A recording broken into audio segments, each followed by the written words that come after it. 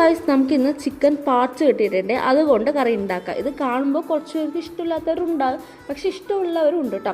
അപ്പോൾ നമുക്കിത് ഫസ്റ്റത്തെ പരിപാടി ചിക്കൻ പാർട്സ് നന്നായി കഴുകി വൃത്തിയാക്കി എടുക്കുക എന്നാണ്. ഇതിൻ്റെ പണി ഏട്ടനെ ഏറ്റെടുത്തു. അപ്പോൾ നമുക്ക് ആ സമയത്ത് ഒരു പാത്രം വെച്ച് എണ്ണ ഒഴിച്ച് നന്നായിട്ട് ചെറിയ ഉള്ളിയും പച്ചമുളകും വഴറ്റിയെടുക്കാം. അത് വഴണ്ടി വന്ന ശേഷം 2-3 തക്കാളി കട്ട് ചെയ്തിട്ട് ഇതുപോലെ ഇട്ട് നന്നായി വഴറ്റിയെടുക്കണം.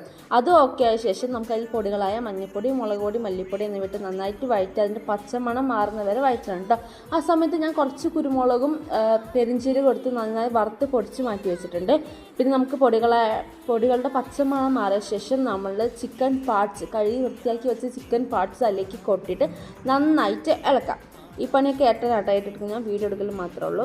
പിന്നെ അതിന് വേവാനുള്ള വെള്ളം മാത്രം ഒഴിച്ച് നന്നായിട്ട് വരട്ടിയെടുക്കണം. കുരുമുളക് പൊടി ഇടാൻ മറക്കല്ലേ.